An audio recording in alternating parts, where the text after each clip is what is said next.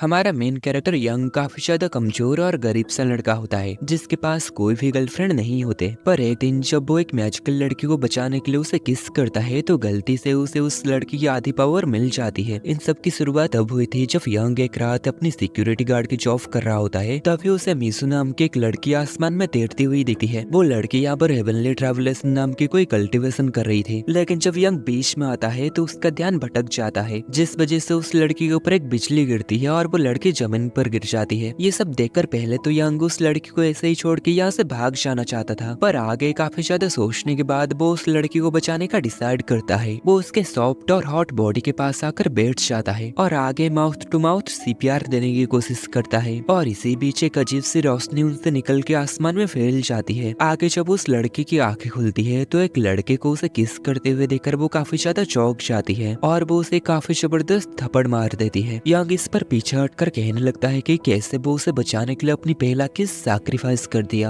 हालांकि इस पर वो लड़की भी बताती है ये उसका भी पहला किस है और वो यंग को और एक थप्पड़ मारना चाहती है, लेकिन तभी वो रुक जाती है और यहाँ से चली जाती है। और यंग यहाँ पर काफी ज्यादा सदमे में होता है। दिन आगे जब यहाँ पर मीसू की गुस्सा थोड़ी सी शांत होती है तो वो सोचने लगती है कि शायद यंग उसकी हेवनली ट्रैवलर्स नहीं देखा होगा, लेकिन तभी अचानक से उसके शरीर में किसी तरह की एक अजीब सी कमजोरी महसूस होती है और उसे पता चलता है कि कुछ गड़बड़ है। और इस बीच यंग सो रहा होता है और उसके आसपास ब्लू कलर की एनर्जी दिखने लगती है, साथ में उसकी फर्नीचर्स भी हवा में उड़ने लगता है। अगले सुबह जब वो उठता है तो वो काफी फ्रेश एंड एनर्जेटिक महसूस करता है। दिन पार्क में आराम करते हुए वो फिर से यहाँ पर मीजू को देखता है, वही लड़की जिससे वो कल रात किस किया था। मीजू यहाँ पर शहर में घूम रही होती है, तभी एक लड़का उसे प्रपोज करने की कोशिश करता है, पर मीजू उसे भाव तक नहीं देती। आगे यहाँ पर एक आँख हापियर होता है जो कि एक कल्टीवेटर के तलाश में था, इसलिए वो एक बड़ी सी बिलबोर्ड को एक लड़की के ऊपर गिरा देता है ताकि अगर कोई कल्टीवेटर आसपास हो तो वो उस लड़की को बचाने के लिए आए। तभी यंग ये देखकर जल्दी से भागते हुए आके उस लड़की को बचाने के लिए अपना हाथ आगे करता है और तभी उसका कल्टीवेशन पावर एक्टिवेट हो जाता है और वो उस बिलबोर्ड को उस लड़की से दूर कर देता है। उस लड़की को बचाने के बाद यंग तुरंत ही बेहोश हो जाता है और उसे इस पावर को यूज करते हुए मीजू भी देख लेती है। अगले सीन में यंग जब आंखें खोलता है तो वो एक होटल के रूम में खुद को बंधा हुआ पाता है। तभी यहाँ पर मीजू आती है और वो उसके साथ काफी रोमांटिकली उसके करीब आती है और उससे कहती है चलो आज रात इस बिस्तर को तोड़ देते हैं। वो उसे काफी ज्यादा अपने खूबसूरती की जालों में फंसा के बिगलाने की कोशिश करती है, लेकिन जब वो देखती है कि इतने सब कुछ करने के बाद भी यंग का खड़ा नहीं हो रहा तो वो रुक जाती है और वो उससे कहती है कि मैं तुमसे वो चीज वापस लेने आया हूँ जो कि तुम मुझसे चुराए हो। यंग इस पर कहता है कि वो उससे कुछ भी नहीं चुराया है। मीजू इस पर कहती है कि जब यंग उस समय उस लड़की को बचा रहा था तब वो उसकी पावर को यूज कर रहा था। मीजू खुद को एक छुपी हुई कल्टीवेटर बताती है, पर इन बातों के ऊपर यंग को यकीन नहीं होता। इस पर मीजू अपनी लाइटनिंग ब्लेड से उसके ऊपर हमला करके दिखाती है और इस बात के ऊपर उसे यकीन होने के बाद मीजू उसे दो ऑप्शन देती है। पहला तो होता है मीजू अपनी लाइटनिंग ब्लेड से उसके शरीर को टुकड़े टुकड़े में काट कर ब्लैक मार्केट में बेच दे, और दूसरा ऑप्शन होता है यंग उसके साथ मिलकर कल्टीवेट करे और हमेशा के लिए अमर हो जाए। दिन अगले सीन में यंग जब मीजू के साथ लिफ्ट में जा रहा होता है तो वो बाहर चमकते हुए इस शहर को देखता है। वो इस बात से हैरान था कि रोशनी से घिरा हुआ ये शहर कितना ज्यादा खूबसूरत लग रहा था। मीजू उसे बेवकूफ कहती है और कहती है वो सिर्फ दुनिया की सरफेस को देख रहा है, असली दुनिया तो अंदर से झूठ, लालच और डार्कनेस से भरा हुआ है। हालांकि उसकी निराश करने वाली बात सुनकर भी यंग कहता है भले ही पूरी दुनिया डार्कनेस से डूबा हुआ हो, पर वो रोशनी के ऊपर ध्यान देगा और उन लोगों की मदद करेगा जो कि डार्कनेस में फंसे हुए हो और मदद के लिए एक हीरो की उम्मीद लगाए बैठे हो। मीजू इस पर कहती है ये इतना भी आसान नहीं है जितना तुम सोचते हो। दिन जब एलिवेटर की दरवाजा खुलता है तो वो एक काफी बड़ी बिल्डिंग के टॉप फ्लोर पर आ चुके थे और यहीं पर वो अपने ट्रेनिंग करने वाले थे। आगे मीजू उससे पूछती है तुम अपने पावर को तेजी से बढ़ाना चाहते हो या फिर धीरे धीरे। यंग इस पर थोड़ा सा एक्साइटेड और कॉन्फिडेंट होके कहता है कि तेजी से। मीजू इस पर कहती है तो फिर बिल्डिंग के किनारे की ओर जाओ और नीचे की ओर जंप लगा दो। यंग इस पर हैरान हो जाता है। मीजू उससे कहती है ये अपने ट्रू पावर को जगाने का एकदम बेस्ट तरीका है और समझाती है कि जब कोई आदमी मरने के काफी करीब होता है और उसकी बचने की चाहत काफी ज्यादा होती है तो उसके अंदर छुपी हुई पावर जाग जाती है। यंग इस पर पूछता है कि अगर वो फेल हो गया तो क्या होगा। मीजू इस पर काफी कैजुअली कहती है तो फिर तुम मर जाओगे और क्या, और आगे कहती है अगर तुम ये करने से मना करते हो तो दूसरे कल्टीवेटर तुम्हारे पीछे आएंगे और वो तुम्हें मार देंगे, इसलिए वो कुछ भी करे जान जाने का खतरा उसके ऊपर लगा ही रहेगा, इसलिए वो हिम्मत करके बिल्डिंग के ऊपर से नीचे कूद जाए। और कोई चारा ना पाके यंग बिल्डिंग के किनारे की ओर जाने लगता है और धीरे से बड़बड़ा मुस्कुराते हुए कहता है ये उसकी मुझसे बदला लेने का काफी अजीब सा तरीका है। आगे वो किनारे के पास जाकर रुक जाता है, लेकिन तभी मीजू उसे नीचे की ओर धक्का दे देती है। जैसे ही वो गिरता है वो फिर से उसी पावर को यूज करने की कोशिश करता है जिस पावर को यूज करके वो पहले एक लड़की को बिलबोर्ड से बचाया था, पर उसकी वो पावर एक्टिवेट नहीं होती, जिससे वो काफी ज्यादा घबरा जाता है और उसे लगने लगता है कि अब वो मरने वाला है। उसके आंखों के आगे धीरे धीरे अंधेरा छाने लगती है, लेकिन तभी मीजू भी छलांग लगा के उसके साथ आ जाती है और कहती है अगर तुम कुछ भी ना किए तो मैं भी तुम्हारे साथ मरूंगी। ये बात सुनकर यंग उसे कस के पकड़ लेता है और आगे उसकी पावर एक्टिवेट हो जाता है, जिससे उसके 2 पंख निकल आते हैं और वो नीचे मीजू को पकड़ के काफी आराम से लैंडिंग करता है और आगे मीजू को अपने गोद में उठा के आसमान में उड़ने लगता है और मीजू उसे देखकर काफी शर्मा जाती है। तभी यंग अपनी उड़ने की इस पावर को देखकर काफी खुश होता है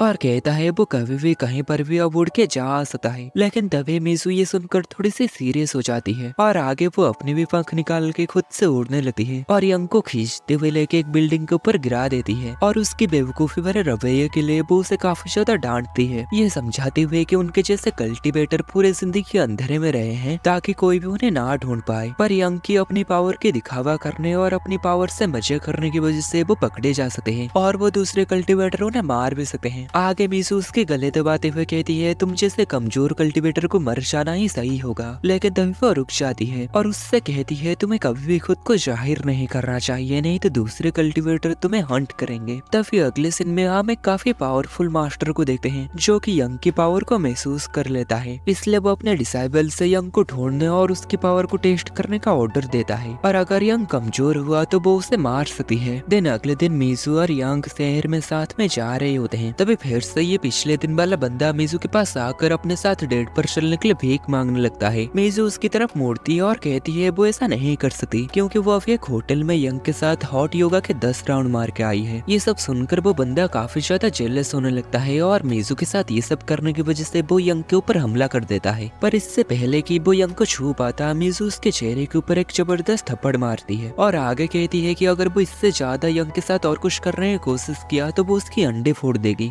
और सिर्फ वही है जो कि अपने बॉयफ्रेंड को मार सकती है, उसके अलावा और कोई भी उसकी बॉयफ्रेंड को छू भी नहीं सका, जिससे वो बंदा चुप हो जाता है और काफी ज्यादा जलने लगता है। दिन अगले दिन में मीजू और यंग जब एक जगह पर बैठकर बात कर रहे होते हैं तब मीजू को पता चलता है यंग अपने दादाजी का जमाने का काफी पुराना फोन इस्तेमाल कर रहा होता है, जिस वजह से वो एक दूसरे से कांटेक्ट भी नहीं कर सकते हैं। इसलिए मीजू उसे कहीं से एक नया फोन लाके देती है ताकि जरूरत के समय वो दोनों आपस में कांटेक्ट कर सके, जिससे यंग यहाँ पर काफी ज्यादा इमोशनल हो जाता है। दिन आगे यंग उससे पूछने लगता है अगर ताकतवर कल्टीवेटर कमजोर कल्टीवेटर को मार देते हैं तो उसने उसे क्यों नहीं मारा। मीजू इस पर बताती है कि उसकी आधी पावर यंग के अंदर है, इसलिए अगर वो यंग को मार देगी तो उसकी भी पावर साथ में खत्म हो जाएगा, इसलिए वो चाहती है कि वो दोनों साथ मिलकर कल्टीवेट करे जिससे उन दोनों की ही पावर बढ़ेगी। इस पर यंग कहता है तो फिर क्यों ना आज रात हम दोनों साथ में कल्टीवेट करें। इस पर मीजू थोड़ी सीरियस हो जाती है और आगे उसे लेके जाने लगती है। यंग को लगता है कि कहीं वो गुस्सा तो नहीं हो गई, लेकिन तभी मीजू शर्माते हुए कहती है हाँ क्यों नहीं, हम धीरे धीरे साथ में कल्टीवेट करना शुरू कर सकते हैं। और यंग यहाँ पर मन में कहने लगता है धीरे धीरे मुझे इस लड़के से प्यार होने लगा है। दिन दूसरी तरफ हम यूई को देखते हैं जो कि धीरे धीरे आगे बढ़ रही है और अपने मेन गोल यंग को पाने से पहले बाकी दूसरे कल्टीवेटर्स को भी वो खत्म कर रही है। दिन अगले दिन यूई शहर में काफी जगह घूमती है, उस पर्सन को ढूंढने की काफी ज्यादा कोशिश करती है जिसके पास वो रेयर स्पिरिट एनर्जी है जिसे ढूंढने के लिए उसे कहा गया है, पर उसे एहसास होता है कि नॉर्मल तरीके से वो उस पर्सन को कभी नहीं ढूंढ पाएगी। इसलिए वो अपनी फोन निकाल के अपनी कुछ फोटो में सिडक्शन स्पेल को डाल के ऑनलाइन पोस्ट कर देती है। ये एक ऐसा स्पेल होता है जो कि किसी भी बंदे को उसके प्यार में डाल देगा, लेकिन उसकी ये चाल उल्टी पड़ जाती है क्योंकि जिन जिन लड़कों से भी वो मिलती है वो सभी काफी अजीब बदसूरत और कमजोर से लड़के होते हैं जिनके पास बिल्कुल भी कल्टीवेशन एनर्जी नहीं होती। आगे वो इन ठरकी लड़कों से परेशान होकर उन सभी को मार के बेहोश कर देती है। कुछ घंटों के बाद हम देखते हैं पूरा पार्क बेहोश हुए बंदूक से भर जाता है, पर अभी तक भी यूई को वो कल्टीवेट वाला लड़का नहीं मिला होता, जिस वजह से उसे लगने लगता है कि शायद उस लड़के को लड़कियों में कोई भी इंटरेस्ट नहीं। इसलिए यूई अपनी प्लान बदल लेती है और दूसरी जगह चली जाती है। दिन रात में हमें सिक्योरिटी गार्ड्स का डॉर्म्स रूम का सीन दिखाया जाता है जहाँ पर यंग अपने एक सीनियर के साथ रहता था। तभी यंग की सीनियर के फोन में यूई की वही सिडक्शन वाली फोटो आती है जिसे देखकर सीनियर यूई की प्यार में पागल हो जाता है और कुछ भी ना कह के डॉर्म्स रूम के बाहर जाने लगता है। उसे ऐसा देखकर यंग समझ नहीं पाता आखिर उसे क्या हो गया है और उसे उसकी काफी चिंता होने लगता है, इसलिए यंग भी उसके पीछे जाता है। देन हम सीनियर का सीन देखते हैं जो कि पूरी तरीके से यूई की प्यार में पागल होकर के उसके पास पहुंच चुका था। और यूई यहाँ पर जब उसकी कल्टीवेशन एनर्जी चेक करती है तो उसे पता चलता है उसके पास कोई भी कल्टीवेशन एनर्जी नहीं है, जिस वजह से वो फिर से निराश होकर यहाँ से जाने लगती है। पर ये सीनियर पूरी तरीके से उसके पीछे पड़ा था और उसके पर झपट्टा लगाने के लिए जब वो आगे बढ़ता है तो यूई गुस्से में उसे एक जबरदस्त पंच मारती है, जिस वजह से वो काफी दूर उड़ते हुए नीचे गिरने वाला था। लेकिन तभी यंग यहाँ पर आकर उसे पकड़ के बचा लेता है और उसे ऐसे अपने पंखों में उड़ते हुए यूई भी यहाँ पर देख लेती है और मुस्कुराते हुए सोचने लगती है कि आखिरकार मुझे मेरा टारगेट मिल गया। और ये सीनियर जिसका नाम ली है वो अभी भी यूई की सिडक्शन स्पेल में होता है और वो यंग को एक खूबसूरत लड़की के जैसे इमेजिन करने लगता है। और आगे वो उसके साथ जब अजीब से हरकतें करने की कोशिश करता है तो यंग ये देखकर काफी ज्यादा घबरा जाता है। ली उसके पीछे ही पड़ गया था, लेकिन तभी यूई अपनी सिडक्शन स्पेल को उसके ऊपर से रिमूव कर देती है। और ली जब यहाँ पर होश में आता है तो वो देखता है यंग उसे पकड़ा हुआ है और होश में आने के बाद भी उसकी ठरक कम नहीं हुई होती। वो यंग को अपने साथ कहीं पर चलने के लिए कहने लगता है, पर यंग उसकी ठरक भरा हरकतों के बारे में समझ जाता है और यहाँ से भाग जाता है। आगे यंग यहाँ से भागते हुए तभी यूई उसके ऊपर अपनी सिडक्शन मैजिक का यूज कर देती है, जिससे यंग भी उसके प्यार में आ जाता है। देन अगले सीन में ये दोनों एक बिल्डिंग के ऊपर होते हैं और यूई यहाँ पर अपनी मैजिकल स्पेल से आसपास की स्पेस को सील कर देती है, जिससे कोई भी उनकी एनर्जी को महसूस करके यहाँ उनके पास ना आ पाए। आगे यंग जो कि उसके प्यार में पागल होता है वो उसे रोस्टेड बीफ दे के उसे प्रपोज करता है और आगे वो इस बीफ को उसे अपनी माउथ टू माउथ खिलाने की कोशिश करता है। उसके सड़ी हुई चेहरे को देखकर यूई को काफी ज्यादा घिन आने लगती है और वो उसे एक जबरदस्त पंच मार देती है और आगे वो यंग को अपनी सिडक्शन स्पेल से आजाद कर देती है। यंग होश में आने के बाद पूछता है आखिर यहाँ पर क्या हो रहा है। यूई उसे बताती है कि कैसे उसने उसको प्रपोज किया था और अब वो अपने फायर ब्लेड से उसे मारने वाली है। इस पर उसे एहसास होता है कि मीजू ने उसे बताया था कि कैसे ताकतवर कल्टीवेटर दूसरे कमजोर कल्टीवेटर को मारने की कोशिश करते हैं। इसके बाद यंग उसे थोड़ा सा डिस्ट्रैक्ट करके यहाँ से भागने लगता है, लेकिन मीजू और उसके बीच में पावर गैप बहुत ज्यादा होती है। मीजू उसे बड़े ही आसानी से पकड़ के नीचे गिरा देती है और वो उसे इतने जोर से पकड़ के नीचे गिराती है कि गलती से यंग का पैंट भी उतर जाता है, जिससे यंग काफी ज्यादा शर्मा जाता है और उसे चोरी कह देता है। जो सुनकर यूई काफी ज्यादा गुस्सा हो जाती है और गुस्से में उसके ऊपर हमला करने ही वाली होती है कि तभी वहाँ पर एक लाइटिंग स्ट्राइक होती है और हम देखते हैं यहाँ पर मीजू आ चुकी थी और वो यूई को यंग की पैंट उसे वापस लौटाने के लिए कहती है। यूई यंग के ऊपर हंसने लगती है और कहती है देखो तुम्हें बचाने के लिए तुम्हारी गर्लफ्रेंड को यहाँ पर आना पड़ा। देन आगे वो मीजू से कहती है यंग ने उसे प्रपोज किया था क्योंकि वो मीजू से ज्यादा खूबसूरत है। इस पर यंग मीजू को बताने लगता है कि नहीं ऐसा नहीं है, मैंने ऐसा जानबूझकर नहीं किया। लेकिन मीजू गुस्से में कहती है तुम चुप रहो, पहले मैं इसे हरा दूं, देन मैं तुम्हारी खबर लूंगा। आगे ये दोनों आपस में फाइट करने के बजाय ऐसे ही आपस में झगड़ने लगते हैं और आगे 10 मिनट तक दोनों लड़कियों को आपस में बहस करते हुए देखने के बाद यंग उनसे कहता है उन्हें उसके लिए झगड़ना नहीं चाहिए। इस पर वो दोनों लड़कियां ही गुस्सा हो जाते हैं और आगे वो यंग को मारते हुए कहते हैं हम तुम्हारे लिए नहीं झगड़ रहे। आगे ये दोनों फिर से सीरियस हो जाते हैं और लड़ने के लिए तैयार भी। मीजू यहाँ पर टेलीपैथी के जरिए यंग से कहती है अब से हम ऐसे ही बात करेंगे और यूई यहाँ पर उन दोनों की पावर लेवल को जांच करने की कोशिश करती है तो उसे पता चलता है यंग सिर्फ की कंडेंसेशन लेवल पर ही है और मीजू फाउंडेशन एस्टेब्लिशमेंट के शुरुआती स्टेज में है। ये जानने के बाद यूई को काफी ज्यादा गुस्सा आने लगती है और वो कहती है इतने कमजोर लेवल पर होने के बाद भी तुम दोनों अपनी एनर्जी पब्लिक में ऐसे स्प्रेड कर रही हो जैसे कि तुम काफी बड़े कल्टीवेटर हो। ये सुनकर यंग के दिमाग में मीजू की कही हुई एक बात याद आती है जब वो कही थी कल्टीवेशन में हर लेवल के बीच की दूरी काफी ज्यादा है। किसी मिरेकल या फिर किसी एक रेयर आर्टिफैक्ट के बिना एक लेवल को पार करके दूसरे लेवल पर जाना काफी ज्यादा मुश्किल है। और मीजू ने उसको चेतावनी भी दी थी कि किसी एक खास हथियार के बिना अपने से ज्यादा लेवल वाले कल्टीवेटर से फाइट मत करना, नहीं तो वो एक झटके में ही मारा जाएगा। देन आगे यूई उसके ऊपर हमला कर देती है और ये दोनों लड़ने लगते हैं और मीजू को यहाँ पर पता होता है कि यूई की लेवल फाउंडेशन एस्टेब्लिशमेंट का आखिरी लेवल है जो कि उससे एक लेवल ज्यादा है। भले ही उन दोनों के बीच में एक लेवल का ही गैप क्यों ना हो, पर मीजू अगर यंग के साथ मिलकर भी उसे हराने की कोशिश करे तभी वो उसे नहीं हरा सकती है। आगे वो यूई के पीछे से उसके ऊपर अचानक से हमला करके उसे थोड़ी सी डिस्ट्रैक्ट कर देती है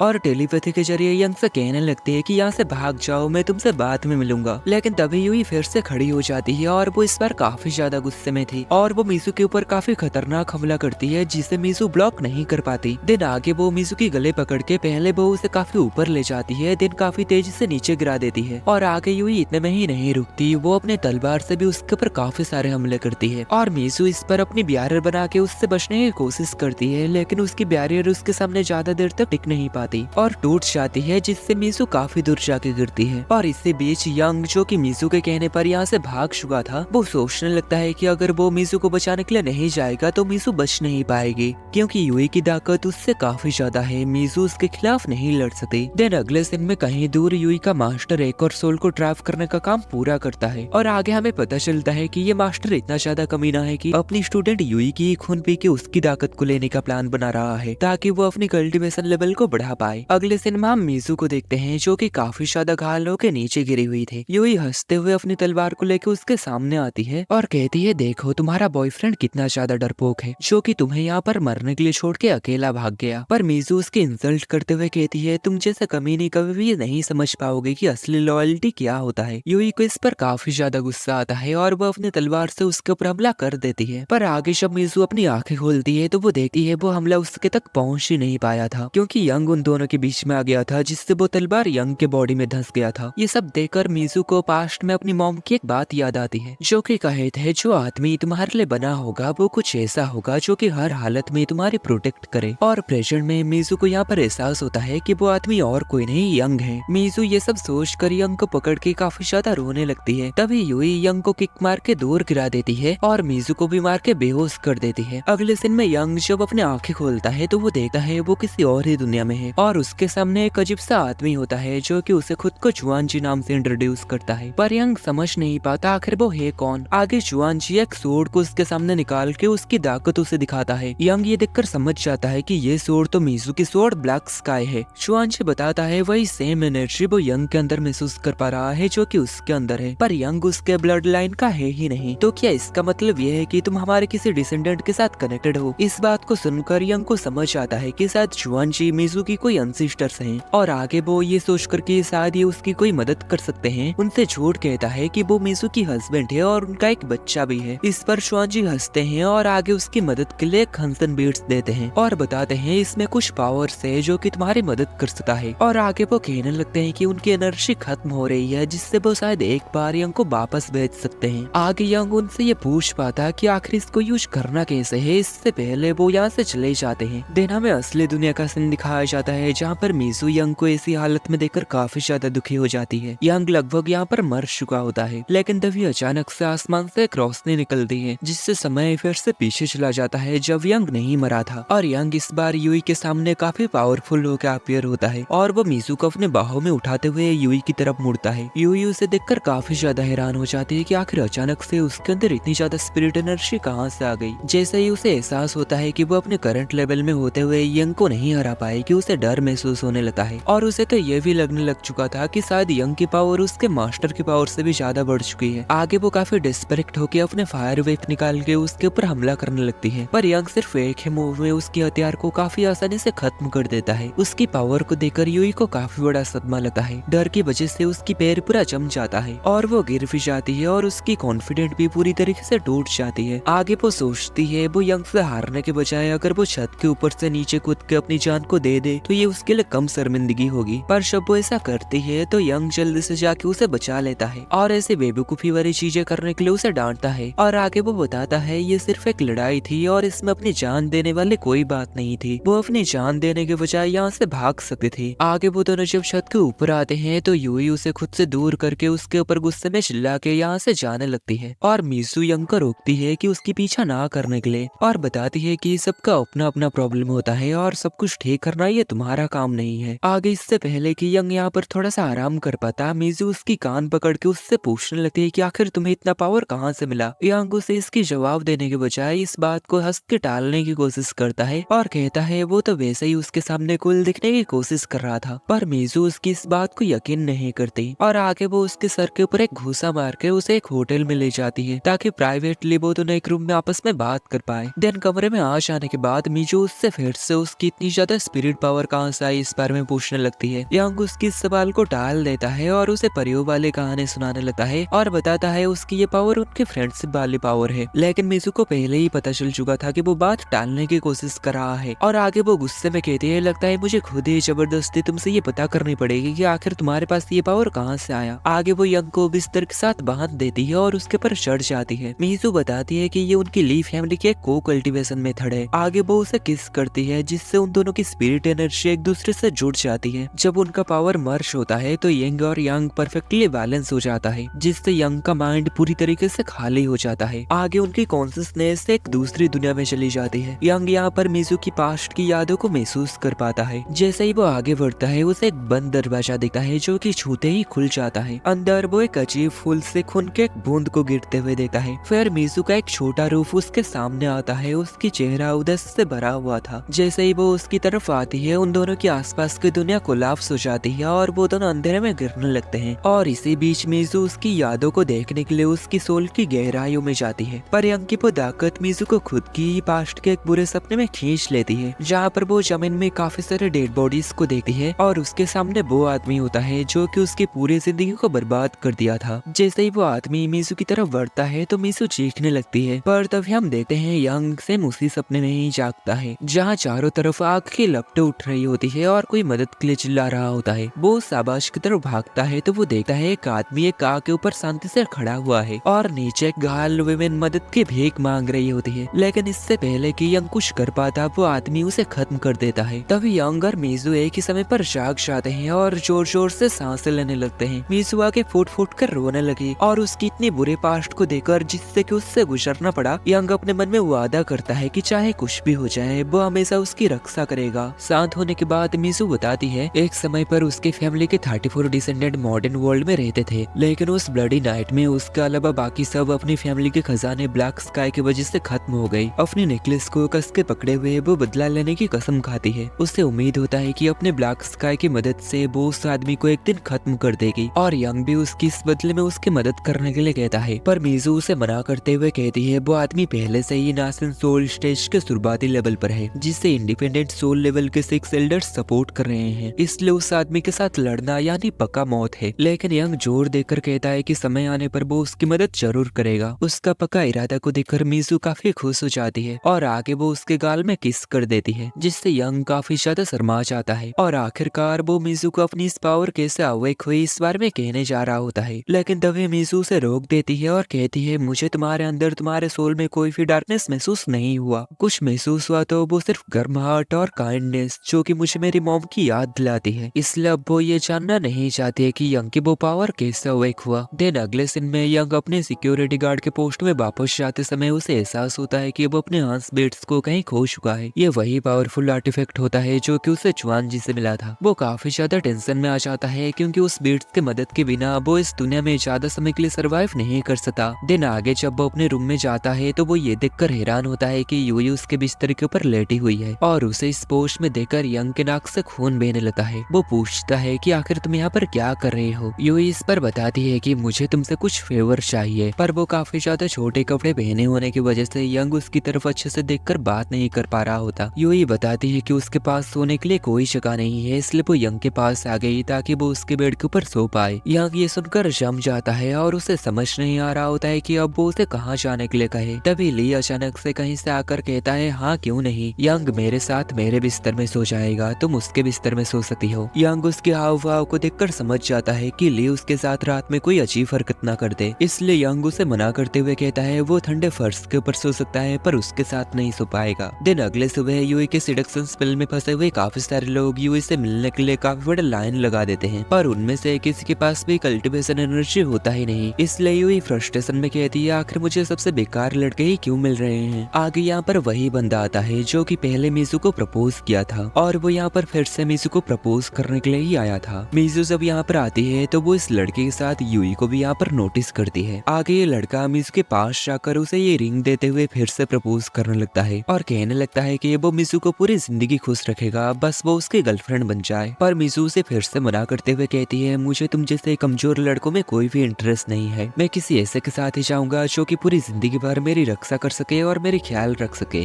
फिर वो उस बंदे से कहती है कि यूई तुम्हारे लिए बेहतर मैच हो सकती है, पर यूई उसे देखकर अपनी मुंह दूसरी तरफ घुमा लेती है और कहती है उसे उन कमजोर लड़कों में कोई भी दिलचस्पी नहीं है जो खुद की तक रक्षा नहीं कर सकते। तभी एक और लड़का आगे आता है और यूई से कहने लगता है कि शायद मैं तुम्हारे लिए सही हूँ, पर यूई उसे एक ही पंच में नॉकआउट कर देती है। दिन फिर वो यंग की तरफ इशारा करते हुए कहती है वही सिर्फ एक पर्सन है जो कि उसके लिए काबिल है। यंग इस पर कंफ्यूज होता है कि आखिर यहाँ पर क्या हो रहा है। दिन वो मीसू के पास आता है और मीसू जल्दी से उसके ऊपर अपने हक जताते हुए कहती है उन दोनों को साथ में मूवी देखने के लिए जाना है। इससे पहले कि यंग कुछ कह पाता यूई भी यंग की हाथ पकड़ के कहती है मैं भी तुम्हारे साथ मूवी देखने जाने वाली हूँ। दोनों लड़कियां एक दूसरे को गुस्से में घूरते हैं और रस्सा कसी खेल की तरह यंग को दोनों तरफ से खींचने लगते हैं और बाकी रिजेक्ट हुए लड़के निराशा में उन्हें देखते रह जाते जाते हैं और मूवी देखते टाइम भी ये दोनों यंग को पकड़ के यंग के लिए एक दूसरे से झगड़ने लगते हैं और यंग उन दोनों के बीच में बुरी तरीके से फंस चुका होता है। दिन आगे अचानक से यूई यंग को किस कर देती है। ये देखकर मीजू को काफी जलन होने लगती है और वो यंग के लिप्स के ऊपर किस करने के लिए आगे बढ़ती है, पर यंग पीछे हट जाता है जिस वजह से मीजू और यूई के बीच में ही किस हो जाता है और पीछे बैठे ऑडियंस को जिंदगी भर का नजारा देखने को मिल जाता है। देन मूवी खत्म होने के बाद ये लड़कियां यंग की जैकेट के लिए लड़ने लगते हैं जिससे यंग नीचे गिर जाता है। यंग सोच रहा होता है कि आखिर उसके साथ ये सब क्यों हो रहा है। दिन अगले दिन यंग मीजू के लिए गिफ्ट लेके जा रहा होता है, लेकिन तभी ये बंदा कुछ गुंडों को लेके उसके सामने आ जाता है। यंग जल्दी से उनका ध्यान भटका के यहाँ से भागने लगता है, लेकिन तभी वो बंदे यंग के सामने आके उसे नीचे गिरा देते हैं और उसकी धुलाई करने के लिए उसे चारों तरफ से घेर लेते हैं। लेकिन तभी मीजू और यूई यंग को इस हालत में देख लेते हैं और जल्दी से यहाँ पर आकर उन सभी गुंडों की पिटाई करके यंग को यहाँ पर बचा लेते हैं। दिन फाइट खत्म होने के बाद यंग जल्दी से गिफ्ट को लेके मीजू को दे देता है। मीजू जब इसे खोलती है तो वो ये देखकर हैरान हो जाती है कि वो उसके लिए 2 चिकन मिटन्स खरीदा है। यंग इस पर बताता है कि वो पहली बार किसी लड़की के लिए गिफ्ट खरीद रहा है, इसलिए उसे पता नहीं है कि लड़कियों को क्या पसंद है। और यूई ये सब दूर से देखते हुए अपनी जलन को छुपाते हुए यहाँ से जाने लगती है और इस बीच यूई का मास्टर ये सब कुछ होते हुए देख रहा होता है। उस अजीब से गिफ्ट पाने के बाद मीजू और यंग साथ साथ चल रहे होते हैं और मीजू यंग की तरफ से मिले तोहफे से बहुत खुश होती है। दिन आगे वो देखते हैं यूई सबसे अकेले आगे आगे चल रही होती है और यंग को उसमें अपना पुराना अकेलापन दिखा है जब उसके कोई भी दोस्त नहीं थे, इसलिए वो आगे मीजू से कहता है कि वो उससे बात करना चाहता है और मीजू इस पर मान जाती है और उसे अपने सर हिला के हाँ कहती है। आगे यंग मीजू के पास जाकर उसकी हौसला बढ़ाता है और उसके साथ अपनी दोस्ती का हाथ बढ़ाता है, पर मीजू गुस्से में उसके हाथ को झटक देती है और कहती है अगर यंग की कल वो अचानक से पावर बूस्ट नहीं होती तो अब तक वो उन दोनों को मार चुकी होती। और आगे कहती है वो इसलिए यंग के करीब आने की कोशिश इसलिए कर रही थी क्योंकि यंग काफी ज्यादा ताकतवर है और उसे किसी ऐसे ताकतवर इंसान की जरूरत है जो कि हमेशा उसकी प्रोटेक्ट करे। यंग इस पर उससे कहता है वो उसकी दोस्त बनकर भी उसकी प्रोटेक्ट कर सकता है, लेकिन इससे यूई को शक होता है और वो उससे कहती है कहीं मीजू ने तो तुम्हें मुझे ऐसे बहला फुसला के अपने बातों में फंसा के परेशान करने के लिए नहीं भेजा। यंग कहता है नहीं ऐसा नहीं है, तुम उसके बारे में गलत समझ रहे हो। और आगे वो कहता है कि वो मीजू की स्पिरिचुअल वर्ल्ड में रह के उसकी जिंदगी देखा है कि कैसे वो अपनी फैमिली की दुखद मौतों का भारी बोझ अकेली उठा रही है। मीजू बाहर से कितनी ही ज्यादा स्ट्रॉन्ग और अनटचेबल लगे पर वो अंदर से उतनी ही ज्यादा अकेली है जितने की हम दोनों हैं। यूई उसकी बातों को ध्यान से सुनती है और आगे मानती है कि उसे लगता था मीजू एक अमीर फैमिली की बिगड़ी हुई लड़की है जो कि दूसरों को हमेशा नीची नजर से देखती है, पर यंग इस पर बताता है कि मीजू का घमंड सिर्फ एक मुखौटा है जो कि वो खुद को बचाने के लिए पहनती है और मुझे पता है कि वो काफी अकेले और दर्द में है क्योंकि मैं ही सिर्फ अकेला हूँ जो कि उसके अंदर जाके झांका हूँ। यूई को अचानक समझ आती है आखिर यंग मीजू को बचाने के लिए इतना सब कुछ क्यों कर रहा है, क्योंकि उसे समझ आता है कि यंग को पता है अकेला होना और टूटा होना कैसा होता है। दिन आगे वो यंग से पूछती है आखिर तुम मेरे साथ भी इतने अच्छे क्यों हो। यंग इस पर सिर्फ इतना बताता है कि मैं तुम्हें भी प्रोटेक्ट करना चाहता हूँ और ये सुनकर यूई शर्मा के यहाँ से भाग जाती है। तभी मीजू उसके पास आती है और उसे बताती है कि यूई के साथ उसकी बातचीत को देखकर उसे जलन हो रही है। दिन उस दिन रात में एक कपल यहाँ पर अपने रातें रंगीन करने आए थे, लेकिन तभी अचानक से कहीं से यूई का मास्टर यहाँ पर प्रकट हो जाता है और वो उन दोनों को वहीं पर रुकने के लिए कहता है। लेकिन ये लड़का जब अपनी गर्लफ्रेंड को बचाने के लिए मास्टर के सामने आता है तो मास्टर एक ही झटके में उसके गले को पेड़ों की टहनियों की तरह मोड़ के उसे मार देता है और उसकी गर्लफ्रेंड ये सब देखकर काफी घबरा जाती है और आगे वो कुछ कर पाए इससे पहले ही वो मास्टर उसे भी खत्म कर देता है। दिन आगे ये मास्टर अपनी डार्क एनर्जी रिलीज करते हुए कहता है वो यूई नाम की जिस फल को उगाया था वो पक चुका है और हार्वेस्टिंग के लिए तैयार है। दिन वो उन दोनों लाशों को अपने हिडन स्पेस में लेने के बाद यहाँ पर यूई आती है और वो पूरी प्लान बना के आई थी कि वो यहाँ से भाग जाएगी, इसलिए वो शांत रहने की कोशिश कर रही थी। यूई के मास्टर उससे पूछता है तुम्हारे यंग को हराने के मिशन के बारे में क्या हुआ। यूई इस पर बताती है फाइट के दौरान यंग की पावर अचानक से कहीं से बढ़ गया और अभी उसके पास जितनी पावर है उतनी पावर के साथ वो यंग को कभी भी नहीं हरा सकती। उसका मास्टर ये सुनने के बाद गुस्सा होने के बजाय हंसता है और कहता है कोई बात नहीं, अभी के लिए मैं इन दोनों लवर के ब्लड को पी के अगले लेवल तक ब्रेक थ्रू कर चुका हूँ और अगले 10 दिनों के बाद मैं मीजू और यंग को खत्म कर दूंगा और कोर फॉर्मेशन के आखिरी स्टेज में पहुंच जाऊंगा। दिन आगे वो यूई को ऑर्डर देता है कि उतने दिन तक वो उन दोनों का ध्यान भटकाए और उसके जैसे एक मास्टर के यहाँ पर होने का उन्हें जैसे पता ना चल पाए। दिन उस दिन रात में यूई के यहाँ पर बुलाने पर यंग उसे यहाँ पर ढूंढ रहा होता है और उसके नाम को पुकार रहा होता है। आगे यूई जब उसके सामने आती है तो यंग देखता है वो काफी छोटे छोटे कपड़े पहनी हुई थी। यंग उससे पूछता है कि आखिर तुम इस तरह के कपड़े पहन के यहाँ पर क्यों घूम रहे हो, पर यूई उसकी सवाल की जवाब देने के बदले उसे अपने संतरों से लुभाने लगती है और आगे आगे वो उसे सड्यूस करने की काफी ज्यादा कोशिश करती है, पर यंग बताता है कि वो मीसू को धोखा नहीं दे सकता। इस पर यूई काफी गुस्सा हो जाती है और अपनी हथियार निकाल के उसके ऊपर हमला करने लगती है, पर यंग सिर्फ उसके हमले से बचता रहता है, उसके ऊपर जवाबी हमला नहीं करता। यूई पूछती है आखिर तुम अपनी स्पिरिट एनर्जी को क्यों नहीं यूज कर रहे। यंग इस पर बताता है कि वो अपने किसी भी दोस्त के ऊपर हमला नहीं कर सकता। उसकी इन बातों से वो बहुत ज्यादा परेशान होकर अपने ब्लेड को उसके शरीर का आर पार कर देती है, और यंग भी उसकी इस हमले के सामने से नहीं हटता क्योंकि उसे पता होता है कि यूई उसे मारना नहीं चाहती। और हम देखते हैं असल में उस हमले से यंग को कोई भी चोट नहीं लगी थी। और आगे यूई काफी ज्यादा रोने लगती है और कहती है आखिर तुम मुझसे लड़ क्यों नहीं रहे। यंग उसके सर के ऊपर हाथ रखकर कहता है मेरी ये स्पिरिट एनर्जी तुम्हारी रक्षा के लिए है, ना कि तुमसे लड़ने के लिए। आगे यहाँ पर मीसू आती है और उन दोनों के ऐसे चिपके हुए देखकर कहती है कहीं तुम मुझे धोखा तो नहीं दे रहे। उसे यहाँ पर देखकर वो दोनों जल्दी से एक दूसरे से अलग हो जाते हैं। आगे यूई कहती है भले ही वो उन दोनों को नहीं मार पाए लेकिन उसके मास्टर उन दोनों को मार देंगे। यंग इस पर कहता है और इसलिए ही हमें उन्हें हराने में तुम्हारी मदद चाहिए। आगे यूई उन्हें बताती है उस दिन जब वो उन दोनों से फाइट कर रही थी तब उन दोनों की काफी ज्यादा स्पिरिट एनर्जी रिलीज हुआ था, और उस एनर्जी को महसूस करके उसके मास्टर पता कर चुके हैं कि वो दोनों कितने पावरफुल हैं। और मीजू इस पर कहती है तुम्हारा मास्टर कितना ज्यादा घटिया इंसान है, वो किसी दूसरे की पावर लेवल को चेक करने के लिए खुद आने के बजाय अपने डिसाइबल को भेजा। आगे यूई कहती है उसका मास्टर एक बार कोर फॉर्मेशन के मिडिल स्टेज में आने के बाद वो उन दोनों को बड़े ही आसानी से हराने में काबिल होगा। और इसी बीच यूई की मास्टर अपनी हिडन स्पेस में इन दो लवर की खून पीना खत्म कर देता है, लेकिन अभी भी उसे उसकी पूरी ताकत के लिए यंग और मीजू की खून की जरूरत है। देन दूसरी तरफ यूई जब इन दोनों को अपनी प्लान बताती है तो यंग ये सुनकर कहता है इस प्लान के हिसाब से तो तुम्हें अपने मास्टर को धोखा देना पड़ेगा। मीजू कहती है तुम्हारे और तुम्हारे मास्टर के बीच की रिश्ता भी इससे खराब हो सकता है। इस पर यूई उन्हें अपने पास्ट के बारे में बताती है। यूई अपनी फैमिली के साथ काफी ज्यादा खुश थी और वो लकड़ी इकट्ठा करने में उनकी मदद भी किया करते थे। एक दिन जब वो लकड़ी इकट्ठा करने के लिए बाहर आई थी तो कुछ बच्चे उसे बुली करने लगे। पहले तो यूई खुद को शांत रखने की काफी ज्यादा कोशिश की, लेकिन जब वो बच्चे उसके ऊपर पत्थर फेंकने लगे तो यूई काफी ज्यादा गुस्सा हो गई और उन सभी की धुलाई कर दी। वो सभी उसे इसलिए बुली करते हैं क्योंकि वो एक स्नेक स्पिरिट के साथ दोस्ती की हुई है। देन आगे वो सभी बच्चे उससे डर के उसे मॉन्स्टर कह के यहाँ से भाग जाते हैं। देन आगे हम उस स्नेक स्पिरिट को देखते हैं जो कि यहाँ पर आराम कर रही थी। तभी वो ये महसूस करके कि केफ के अंदर कोई आ रहा है वो थोड़ी सी घबरा जाती है, लेकिन जब उसे पता चलता है कि ये यूई है तो वो उसे देखकर काफी खुश हो जाती है। आगे यूई उस स्नेक स्पिरिट के पेट में हुआ घाव में दवाई लगा देती है और अपनी खाना भी उसे खाने के लिए दे देती है ताकि स्नेक स्पिरिट पूरी तरीके से ठीक होके एक इंसानी रूप ले पाए, जिससे वो आराम से अपने दोस्त के साथ लोगों के बीच में आ जा पाए। यूई को लगता था वो दोनों हमेशा के लिए सही दोस्त बने रहेंगे, लेकिन एक दिन जब यूई अपने स्नेक स्पिरिट दोस्त के पास जब खाना लेके जा रही थी तो वो गाँव में एक फॉर्चून टेलर को देखी जो कि सभी को अपनी बातों से चौंका रहा था। वो फॉर्चून टेलर यूई को बार बार बुलाता रहता है, लेकिन यूई उसे इग्नोर करके यहाँ से जाने लगती है। इस पर वो फॉर्चून टेलर यूई को पीछे से चिल्लाते हुए कहता है एक स्नेक है जो कि तुम्हारी सब कुछ खत्म करने वाली है, और आगे वो उसे चेतावनी देता है कि उस स्नेक से दूर रहना। लेकिन यूई उसकी बातों को अनसुना करके केफ में उस स्नेक स्पिरिट के पास आ जाती है, पर वो स्नेक स्पिरिट को यहाँ पर ना पाके थोड़ी सी घबरा जाती है। देन आगे वो अपने गाँव की तरफ जाने लगती है क्योंकि उसे अपने गाँव से किसी की चिल्लाने की आवाज आई थी। देन जब वो अपने गाँव में पहुंचती है तो वो ये देखकर हैरान हो जाती है कि उसके गाँव वालों को कोई मार रहा है। वो जल्दी से घबराते हुए अपने घर की ओर भागने लगती है, पर यहाँ पर पहुंचकर वो ये देखकर काफी ज्यादा सहम जाती है कि उसके मॉम डैड एक दूसरे को बचाते हुए मर चुके थे। वो काफी ज्यादा कंफ्यूज और दुख में समझ नहीं पा रही होती आखिर यहाँ पर हुआ क्या। आगे यहाँ पर उसे वही फॉर्चून टेलर भी मिलता है जो कि घायल था, और वो फॉर्चून टेलर यूई को बताता है कि उसके गाँव वालों को वही स्नेक स्पिरिट ही मारी है। ये सुनने के बाद यूई स्नेक स्पिरिट के लिए जो सब किया था और उस वजह से अब यहाँ पर जो सब हुआ है इन सभी के लिए वो खुद को ही दोषी मानने लगती है। वो स्नेक स्पिरिट का सामना करने और गाँव वालों के साथ जो सब उसने किया है उसका बदला लेने के लिए वो उसे मारने का फैसला करती है। आगे जब यूई फिर से उस केव के पास आई तो यहाँ से एक मास्टर को आते हुए देखी। वो मास्टर उससे कहता है जल्दी से यहाँ से भाग जाओ, रात के अंधेरे में स्नेक स्पिरिट्स काफी ज्यादा खतरनाक होते हैं। शायद तुम अपने गाँव की आखिरी बची हुई मेंबर हो, तुम्हें अपनी जान को ऐसे ही खतरे में नहीं डालना चाहिए। पर यूई काफी ज्यादा गुस्से में थी और वो उसी मास्टर के ऊपर ही हमला कर देती है। वो मास्टर कहता है लगता है तुम सच में उस स्नेक स्पिरिट से बदला लेना चाहते हो। दिन आगे वो उसे एक हथियार देता है जिससे उस स्नेक स्पिरिट को आसानी से मारा जा सकता है। दिन फिर जब वो अपने गाँव वालों की मौत की बदला लेने के लिए स्नेक स्पिरिट के पास पहुंची तो यहाँ पर आकर वो देखती है स्नेक स्पिरिट पहले से ही काफी ज्यादा घायल है। यूई उससे ये सब क्या हो रहा है पूछती है और उससे अपनी जवाब मांगती है, पर स्नेक स्पिरिट कुछ बिना बताए ही उसके ऊपर हमला कर देती है जिससे यूई काफी ज्यादा ज्यादा डर जाती है और अपने इस हथियार से उसके ऊपर हमला कर देती है। अपने ही दोस्त को अपने हाथों से मारने की वजह से उसे उसके साथ बिताए गए सभी खुशी भरा पल याद आने लगती है। दिन आगे कुछ समय के बाद जब वो स्नेक स्पिरिट की डेड बॉडी को वहीं पर छोड़ के यहाँ से जा रही थी तो वापस से उसकी मुलाकात इस मास्टर से हुई। यूई को एहसास हुआ कि ये कोई इमोर्टल है, इसलिए वो उनसे रिक्वेस्ट करने लगेगी कि आप मेरे गाँव वालों को जिंदा कर सकते हैं। ये मास्टर इस पर कहता है नहीं, ऐसा करना हेवन के खिलाफ है, और बदले में वो उसे अपनी स्टूडेंट बनने का ऑफर देता है। यूई को लगता है उसकी स्टूडेंट बन के वो भी इमोर्टल बन जाएगी, जिससे उसे और कोई भी दर्द का महसूस नहीं होगा। लेकिन वो मास्टर उसे एक कल्टीवेटर बनने का एक ऐसा रास्ता बताया जिससे यूई एक ऐसी पर्सन बन जाएगी जो कि किसी के लिए भी कुछ भी महसूस ना करता हो। उस दिन के बाद से यूई उसे अपनी मास्टर मान लिया और कल्टीवेशन में उसकी ट्रेनिंग फॉलो की। सालों की ट्रेनिंग के दौरान यूई नोटिस करती है उसकी मास्टर अपनी कल्टीवेशन लेवल को बढ़ाने के लिए एक ब्लड थ्रस्टी फिनाट को इस्तेमाल करता है, और उसे यह भी एहसास हो गया था कि उसका मास्टर उसे भी एक ना एक दिन अपना शिकार बनाने वाला है। ये सब सुनकर मीजू को एहसास होता है कि यूई की मास्टर की मकसद कोर फॉर्मेशन के आखिरी स्टेज तक पहुंचना है, और उसकी मास्टर की ताकत के बारे में सोचकर यंग काफी ज्यादा डर जाता है और मीजू से कहता है कि हमें कहीं दूर जाके छुप जाना चाहिए। और मीजू भी इस पर सुनकर कहती है मैं भी सोच रही थी कि हम दोनों को कहीं पर हॉलिडे वेकेशन पर घूमने जाना चाहिए। तभी यूई उनसे कहती है बकवास बंद करो, मेरा मास्टर इतना ज्यादा ताकतवर है कि तुम दुनिया में किसी भी कोने में हो वो तुम्हें ढूंढ लेगा। दिन आगे वो इस बारे में सुझाव देने लगती है कि उन्हें जल्द से जल्द उसके मास्टर को ढूंढना होगा, इससे पहले कि वो कोर फॉर्मेशन के आखिरी स्टेज पर पहुंच जाए, और उन तीनों को मिलकर उसके मास्टर को हराना होगा। पर मीजू को उसके ऊपर भरोसा नहीं होता। वो उससे कहती है हम तुम्हारे पर यकीन कैसे कर ले कि तुम हमें कोई जाल में फंसाने की कोशिश नहीं कर रहे हो। इस पर यूई उन दोनों को अपने मास्टर की कमजोरी बताने लगती है और वो तीनों साथ मिलकर इस बारे में प्लान करने लगते हैं कि उसके मास्टर को कैसे हराया जा सकता है। दिन अगले दिन में मीजू और यंग जब एक होटल में आते हैं तो मीजू यंग के ऊपर गुस्सा करने लगते है कि उसने यूई की मदद करने की फैसला क्यों किया। यंग इस पर बताता है उसका ये नाम उसके डैड ये सोच के दिए थे कि वो फ्यूचर में बड़ा होकर एक हीरो बने और सभी की मदद करे। उसकी इन सब बातों को सुनकर मीजू पिघल जाती है। दिन आगे मीजू उसका हाथ पकड़ के कहती है पिछली बार उन दोनों के को कल्टीवेशन के दौरान वो उसके कॉन्शियसनेस वर्ल्ड में एक व्हाइट लाइट ऑर्फ को देखी। मीजू को लगता है कि शायद उसके पास कोई ऐसी पावर है जो कि उनके समझ से परे है, और उस पावर की मदद से वो यूई की मास्टर को आराम से हरा सकते हैं। आगे मीजू से समझाती है कि इसके लिए उसे अपना ब्लड का इस्तेमाल करना पड़ेगा, और चेतावनी भी देती है कि ये एनर्जी एक स्पिरिट वेपन भी हो सकता है जिनके पास अपनी ही कॉन्शियसनेस होती है, इसलिए वो खतरनाक हो सकते हैं। लेकिन अगर वो इसे कंट्रोल कर लेते हैं तो वो इसे एक पावरफुल हथियार की तरह इस्तेमाल कर सकते हैं। इस पर यंग अपने स्पिरिट वेपन को बाहर निकालने के लिए काफी ज्यादा एक्साइटेड हो जाता है क्योंकि इससे उनकी जीतने की चांसेस काफी ज्यादा बढ़ जाएंगे। लेकिन मीजू इस खतरनाक रिस्क को लेने के लिए राजी नहीं होती। उसे डर होती है कि कहीं वो स्पिरिट वेपन उसके शरीर के ऊपर कब्जा ना कर ले। पर यंग उसे काफी ज्यादा समझाने लगता है कि इससे वो दोनों यूई की मदद कर सकते हैं, और अगर भी ऐसा करने से कुछ खतरनाक होता है तो मीजू है ना उसे बचाने के लिए। उसकी इतनी ज्यादा रिक्वेस्ट करने पर मीजू और उसे मना नहीं कर पाती, और वो उसके हाथ में कट मार के उसके हाथ के ऊपर अपना हाथ रखती है ताकि वो उसकी स्पिरिट वेपन को बुला सके। दिन अचानक एक हरे बाल वाली लड़की अपीयर होती है और यंग गलती से हैरानी में उसके संतरे दबा देता है। ये लड़की यंग को अपनी मास्टर कहती है और कहती है कि उसकी कल्टीवेशन लेवल काफी ज्यादा हाई है, इसलिए वो यूई की मास्टर को हराने में मदद कर सकती है। लेकिन आगे वो यंग को चेतावनी देती है कि अभी के लिए वो उसे सिर्फ थोड़े समय के लिए ही बुला सकता है क्योंकि अभी यंग की लेवल काफी ज्यादा कम है। दिन वो गायब हो जाती है। दिन यंग फिर से मीजू के साथ फिर से को कल्टीवेट करने के लिए कहता है, लेकिन मीजू उसे ये कह के मना कर देते है कि तुम्हें तो मेरे संतरे के बजाय अपने स्पिरिट वेपन के संतरे ज्यादा पसंद है ना, चाहो उसके साथ करो। दिन आगे वो उसे बाथरूम में बंद करके खुद बिस्तर के ऊपर आकर सो जाती है। दिन आधी रात को यंग फिर से अपने स्पिरिट वेपन को बुलाने की कोशिश करता है,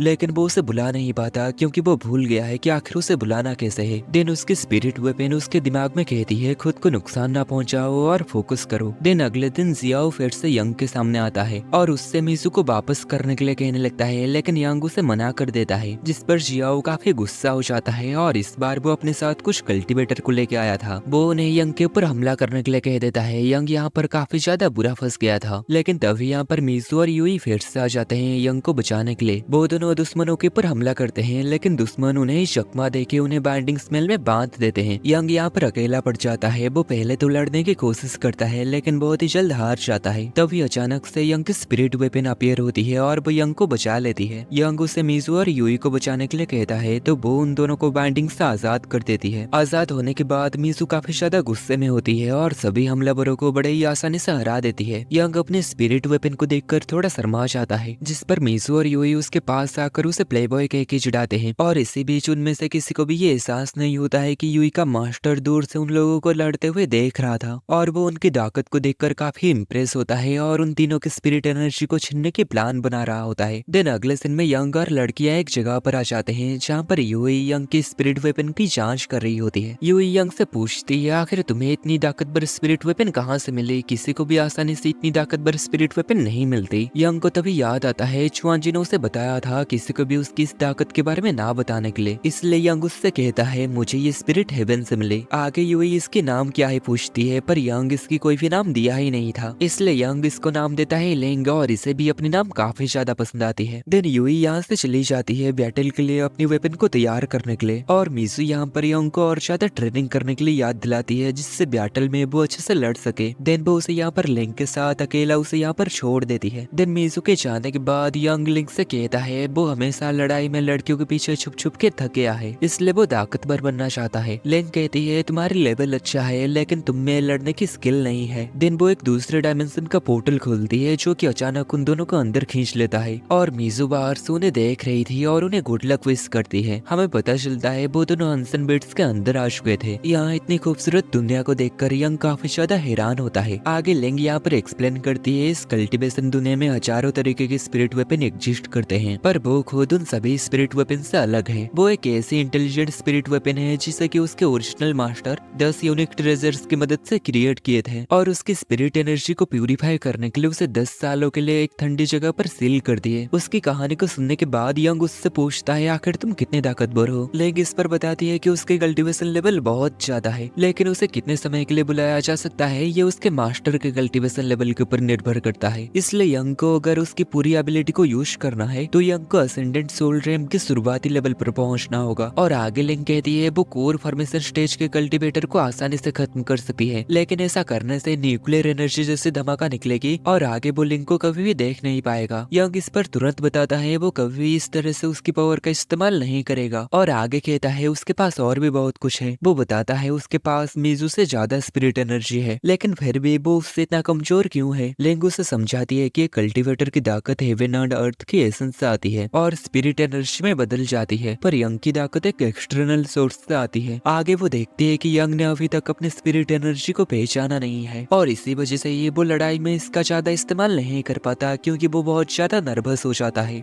इसलिए वो उसकी स्पिरिट एनर्जी को उसे पहचानने में मदद करने की कोशिश करती है। वो यंग की शर्ट को खोलती है और पीछे से उसके गले लगती है और अपनी स्पिरिचुअल गाइडेंस शुरू करती है। इससे यंग को अपने पेट में एक छोटे धमाके जैसी गर्मी महसूस होती है। दिन आगे ऐसे ही कुछ समय तक यंग अपने स्पिरिचुअल गाइडेंस में समय बिताता है और ये पूरा होने के बाद वो आसानी से अपने स्पिरिचुअल एनर्जी को यूज कर पा रहा होता है। दिन आगे लेंगू से और एक तरीका बताती है जिससे वो ज्यादा तेजी से लेवल अप कर पाए। वो बताती है कि वो खुद की स्पिरिट एनर्जी को यंग के अंदर डाल देगी पर इस प्रोसेस में यंग को काफी तेज दर्द होने वाला है। पर यंग इस पर कहता है दर्द के बारे में चिंता मत करो और जल्दी से इस प्रोसेस को स्टार्ट करो। इस पर लेंग उसके पीछे आ जाती है और अपने पावर को उसके अंदर ट्रांसफर करने लगती है और हम देखते हैं इस प्रोसेस के बीच उसे काफी ज्यादा पेन होने लगता है। पर तभी वो मीजू और यूई की दर्द के बारे में सोचता है और कहता है ये दर्द उनके दर्द के मुकाबले कुछ भी नहीं है। देने से ही काफी समय तक यंग के शरीर के अंदर स्पिरिट एनर्जी ट्रांसफर होता है और ये प्रोसेस कंप्लीट होने के बाद हम देखते हैं यंग की स्पिरिट एनर्जी काफी तेज चमकने लगता है। तभी अचानक से एक बड़ा सा पेड़ जिंदा होकर उनके ऊपर हमला करने के लिए आ जाता है लेकिन यंग एक ही अटैक में उस ट्री स्पिरिट को हरा देता है और यंग इस पर खुद भी हैरान होता है कि वो उसे इतने आसानी से हरा दिया। फिर वो काफी ज्यादा खुश होकर आसमान में उड़ने लगता है कि वो काफी ज्यादा ताकतवर बन चुका है। आगे यंग लिंग से पूछने लगता है कि आखिर अचानक से यहाँ पर एक ट्री स्पिरिट कैसे आ गई। लिंग इस पर बताती है वो हंसन बिट्स के अंदर कई सालों से रही है लेकिन अभी भी उसे इस बिट्स के बारे में ज्यादा कुछ नहीं पता, शायद यहाँ पर और भी स्पिरिट्स हो सकते हैं। आगे यंग के पास मीजू की कॉल आती है, वो उसे बैटल की तैयारी के लिए वापस बुलाने लगती है। दिन यंग जब वापस आता है तो वो ये देखकर शॉक जाता है मीजू उसे एक स्पाइसी शॉप पर बुलाई है क्योंकि उसे लगा था कि मीजू उसे कल्टीवेटर शॉप पर लेके आना चाहते थे और लिंग यहाँ पर कंफ्यूज होती है कि आखिर ये स्पाइसी शॉप है क्या। यंग इस पर उसे बताता है हम एक ऐसे शॉप पर आए हैं जहाँ पर कल्टीवेटर यूज करने वाले चीजें मिलता है। देन ये तीनों जब अंदर जाते हैं तो दुकान की मैनेजर लेडी स्टाफ से उन्हें खुश करने के लिए कहता है क्योंकि ये एक स्पाइसी शॉप है। लेकिन तभी मीजू अपनी पावर यूज करके दिखाती है और बताती है कि वो एक कल्टीवेटर है और वो अपनी गोल्डन डायमंड कार्ड दिखा के बॉस से मिलने चली जाती है। यंग और लिंग भी अंदर जाना चाहते थे लेकिन स्टाफ उन्हें अंदर जाने नहीं देता क्योंकि वो मीजू के लेवल के नहीं है। इसलिए मीजू से एक पैसों की बैग देती है ताकि वो इधर उधर की चीजों को देखकर देखकर कुछ खरीद पाए। और यंग ये देखकर हैरान होता है कि ये सब स्पिरिट स्टोन है। और मैनेजर को भी पता चल गया कि यंग के पास काफी सारे पैसा है, इसलिए वो अपनी फीमेल स्टाफ को उसके पास भेजा ताकि वो उससे कुछ खर्चा करवा पाए। देन ये लड़की यंग को काफी सारे मैजिकल आइटम दिखाने लगती है और इसी बीच उसे पता चलता है यंग काफी ज्यादा बेवकूफ है, उसे स्पिरिट स्टोन की असली वैल्यू क्या है नहीं पता, और इसलिए वो उसे हाई रिवॉर्ड पाने की लालच देकर एक जगह पर ले आती है और उसे बताती है वो इनमें से कोई भी गैम्बल स्टोन को खरीद के काफी ज्यादा रिच बन सकता है। ये सुनने के बाद यंग इसे आजमाने के लिए राजी हो जाता है। उसे पता नहीं होता है कि स्टाफ उससे धोखा दे रही है। और इसी बीच बॉस मीजू की गोल्डन कार्ड को चेक कर रहा होता है और उसे पता होता है कि वो 100 साल पहले कल्टिवेटर्स फैमिली को ये कार्ड दिया था। मीजू उसे बताते हैं कि उसे इस दुकान की सबसे ज्यादा ताकतवर मैजिकल आइटम चाहिए। बॉस इस पर कहता है इसके लिए उसे ये कार्ड देना होगा, जिस पर मीजू मान जाती है। दिन बॉस जब उस मैजिकल आइटम को लेने जाता है तो मैनेजर को चिंता होती है कि आखिर वो इतनी ताकतवर चीज को इन्हें कैसे दे दे, लेकिन बॉस को पता होता है कि ये चीज अब उनका कोई भी काम का नहीं है, क्योंकि इसे इस्तेमाल करने के लिए किसी का भी लेवल नेशन सोल लेवल से ऊपर होना चाहिए, जो कि काफी ज्यादा हाई होता है। दिन दूसरी ओर स्टाफ यंग को किसी भी एक गैम्बलिंग बॉक्स में से किसी एक को चुनने के लिए कहती है और उस बॉक्स के अंदर से जो भी मैजिकल आइटम उसे मिलेगा वो उसे रख सकता है। स्टाफ थोड़ी सी नर्वस होती है कि ये कोई ज्यादा कीमती चीज ना चुन ले। आगे हमें पता चलता है लेंग इन बॉक्सेस का आर पार देख सकती है इस बॉक्सेस के अंदर क्या चीज है, इसलिए यंग जब उसके बताए गई बॉक्स को चुनता है तो उसके अंदर से एक जंग लगा हुआ डैगर निकलता है। स्टाफ इस पर राहत की सांस लेती है और यंग यहाँ पर काफी ज्यादा निराश होता है कि उसे एक जंग लगा हुआ डैगर मिला। देन यंग और उसके दोस्तों के यहाँ से जाने के बाद स्टाफ अपने बॉस को बताती है उसने गैम्बलिंग बॉक्स को बेच के प्रॉफिट कमाई है। देन आगे जब वो बताती है कि यंग एक जंग लगा खंजर जीता है तो उसके बॉस को काफी बड़ा झटका लगता है,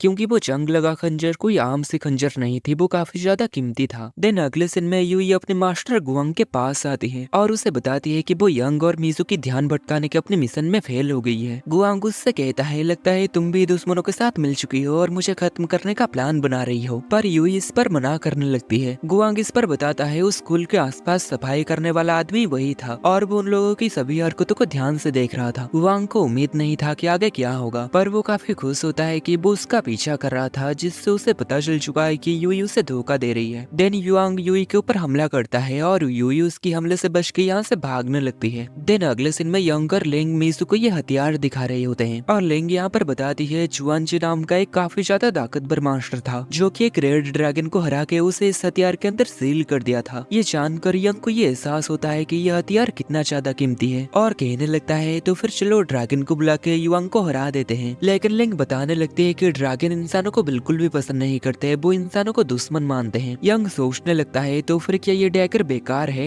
लेंग इस पर कहती है ऐसा नहीं है, क्यों ना तुम इसके अंदर अपनी स्पिरिट एनर्जी डाल के देखो। यंग जब ऐसा करता है तो उसका एक्स्ट्रा 2 क्लोन बन जाते हैं और ये क्लोन इतने ज्यादा परफेक्ट होते हैं कि लिंग भी पहचान नहीं पाती आखिर इनमें से असली यंग कौन है। और मीजू ये देखकर हैरान होती है कि आखिर यंग इतने आसानी से अपनी स्पिरिट एनर्जी को कैसे इस्तेमाल कर पा रहा है। इस पर यंग बताता है कि कैसे वो लिंग के साथ ट्रेनिंग करके स्पिरिट एनर्जी को कंट्रोल करना सीखा। आगे उसे यूई की तरफ से एक मैसेज मिलता है कि वांग को पता चल चुका है उनके प्लान के बारे में और वो उन्हें खत्म करने के लिए आ रहा है, इसलिए अब उन्हें जल्द से जल्द तय किए हुए जगह पर पहुंचना होगा। यंग जल्दी से इस बारे में मीजू को बता देता है और यहाँ से जाने के लिए भागता है। तभी मीजू उसे रोककर कहती है कि वो उसे कुछ गिफ्ट देना चाहती है। वो गिफ्ट में अपनी नेकलेस उतार के उसे दे देती है जो कि उसके रक्षा के लिए है। और यंग यहाँ से जाने से पहले मीजू से वादा करता है कि वो यहाँ पर सेफली वापस आएगा और यहाँ से उड़ते हुए जाते समय वो मन में कहता है उसे मीजू को प्रोटेक्ट करना है। दिन अगले सीन में यूई हुआंग से बचते हुए भाग रही होती है और यूई उससे कहती है मुझे पता था पहली बार जब तुम मुझे स्टूडेंट बनाए थे तब से ये तुम्हारा प्लान था कि मुझे खत्म करके मेरी एनर्जी को छीन लेना है। और हुआंग भी इस पर हाँ कहता है और कहता है वो उसे कोर फॉर्मेशन स्टेज तक पहुंचाना चाहता था, जिसके बाद वो खुद उसे ऑब्जर्व करके अगले स्टेज तक पहुंच पाए। देन यूई उसके ऊपर आग से हमला करती है लेकिन वो उसे काफी आसानी से रोक लेता है। और दूसरी तरफ ये लोग किसी कोर फॉर्मेशन बनाने की प्लानिंग करके हुआंग को हराने की प्लान बना रहे होते हैं और यहाँ पर यूई कंटिन्यूअसली भाग रही होती है, लेकिन हुआंग उसके चारों तरफ आग की दीवार बना के उसे फंसा लेता है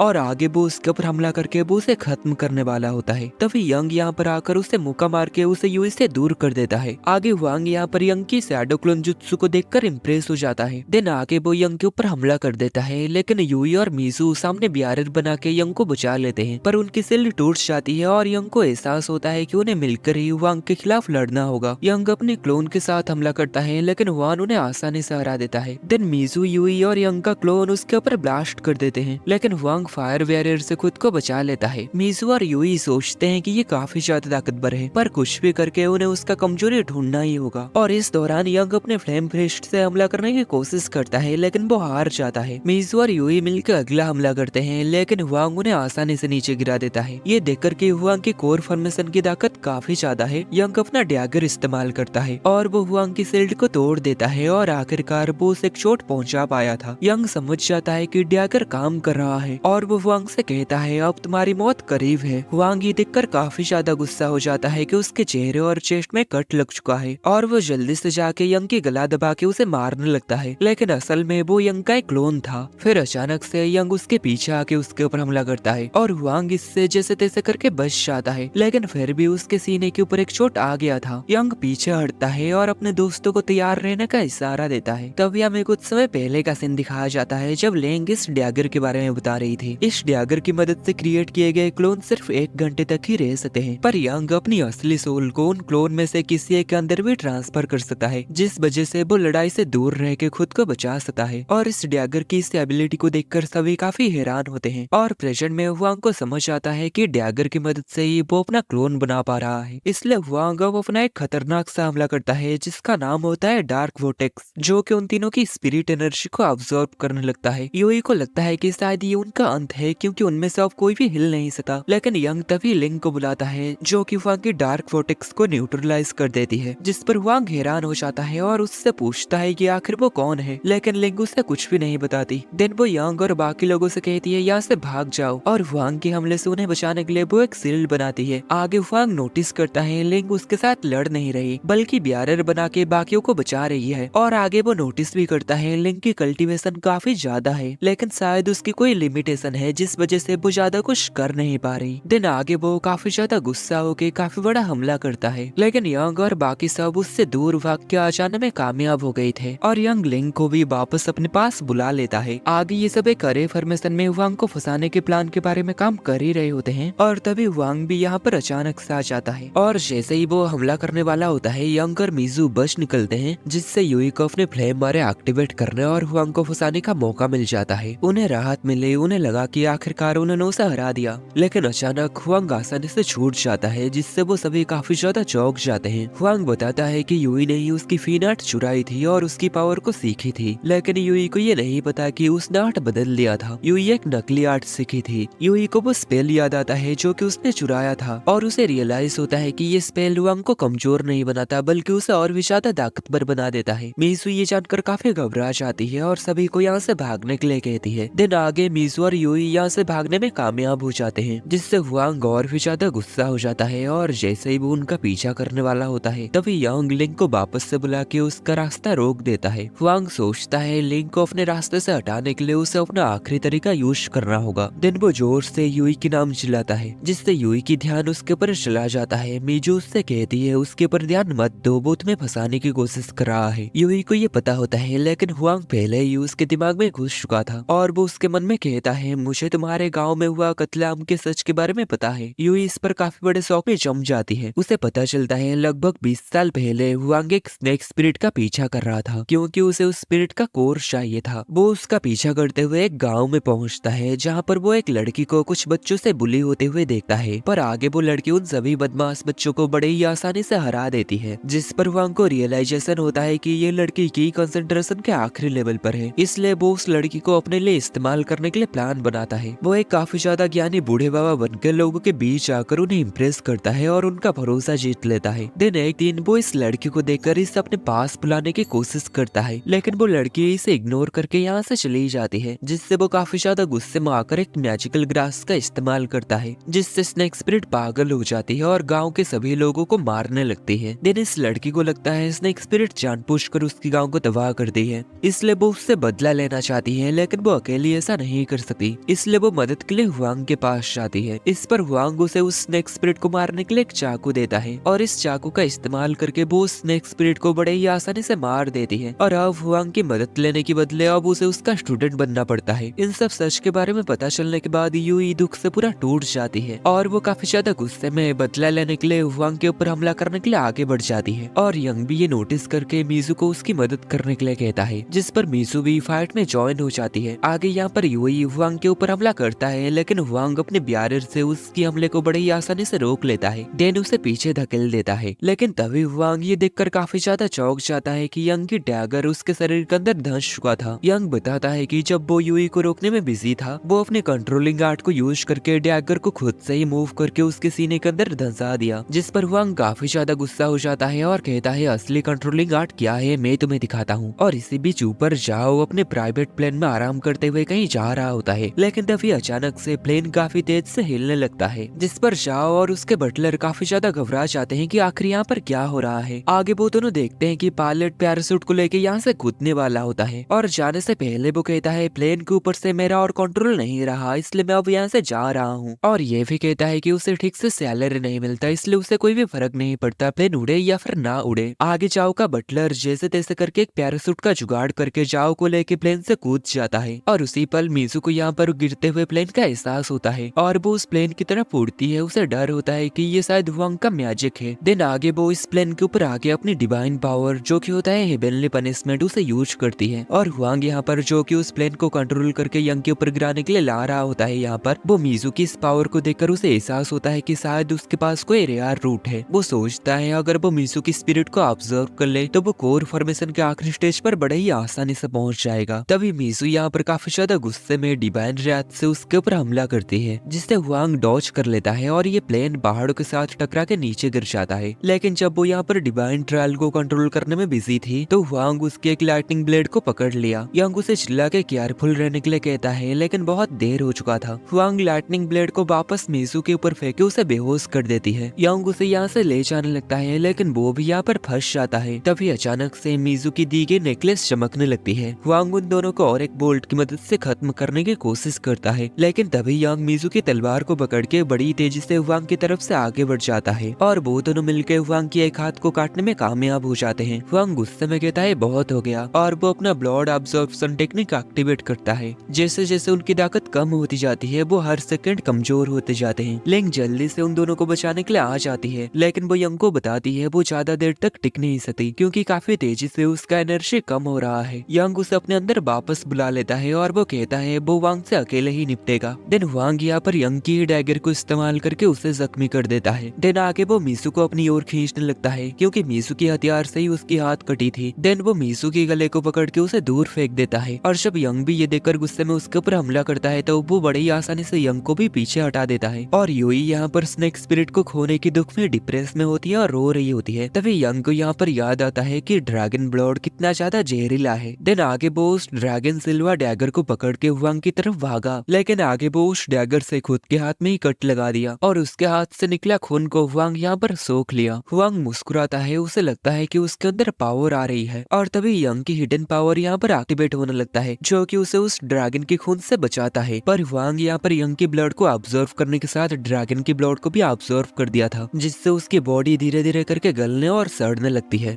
हुआंग उनके पावर को ऑब्जर्व करने को छोड़ के खुद को ठीक करने में फोकस करता है और यूई इस मौके का फायदा उठा के उसके ऊपर हमला कर देती है। वो जैसे तैसे करके यूई के हमले को रोकता है और आगे उसके ऊपर हमला करके उसे नीचे गिरा देता है, लेकिन तभी यंग काफी ज्यादा गुस्से में उसके ऊपर हमला करने के लिए आ रहा था। इस पर हुआंग अपनी पूरी पावर का इस्तेमाल करके अपने आसपास के सारे पत्थरों को कंट्रोल करके उसके ऊपर हमला करता है। उसे लगता है कि वो यंग को हरा दिया, लेकिन तभी यंग उन पत्थरों के बीच से निकल के उसके ऊपर एक खतरनाक स्लैश मारता है और धीरे धीरे करके उसके बॉडी में आग लग जाती है और वो पूरी तरीके से खत्म हो जाता है। और यूई यहाँ पर आखिरकार शांत की सांस लेती है। वो खुश होती है कि आखिरकार वो अपनी फैमिली और दोस्त की बदला ले पाई। देन यंग जब मीसू के पास आता है तब एक एल्डर एक बड़ी सी आंख बन के उनके ऊपर अपीयर होता है और वो यंग की ताकत को देखकर काफी ज्यादा इम्प्रेस होता है। यंग तभी कहता है मुझे काफी समय से लग ही रहा था कि कोई मेरे पर नजर रख रहा है। आगे वो उनसे मदद मांगने लगता है कि वो मीजू को बचा ले, पर एल्डर कहते हैं कि आखिर वो ऐसा क्यों करेंगे, आखिर उन्हें इससे क्या फायदा होगा। यंग इस पर उन्हें दिखाता है कि वो हंगसन बिट्स का मालिक है और फ्यूचर में वो उससे जो चाहे वो करवा सकते हैं, जो देखकर एल्डर भी काफी हैरान हो जाते हैं। दिन आगे वो दोनों एक डील करते हैं कि 3 सालों के बाद यंग को उनके पास उनके दुनिया में आना होगा और इसके बदले वो मीसू को जिंदा कर देंगे। और इसी बीच हम देखते हैं जाओ और उसका बटलर भी प्लेन क्रैश में बच चुके थे। दिन कुछ दिनों के बाद हम देखते हैं मीजू यंग को एक जगह पर लेकर आती है। दिन आगे वो उसके आंखों से कपड़ा हटाने के बाद कहती है ये वो जगह है जहाँ पर उसकी मॉम उसे घुमाने लेके आया करती थी और वो बताती है वो इस जगह पर सिर्फ उन्हीं के साथ आती है जिससे वो प्यार करती है और उसके मॉम मॉम के अलावा सिर्फ यंग ही पहला पर्सन है जो कि वो उसे अपने साथ यहाँ पर लेके आई है। तो इस पर यंग समझ जाता है कि मीसू क्या कहना चाहती है। देन आगे मीसू उसके करीब आके उसे किस करती है और यहीं पर ये वीडियो खत्म होता है।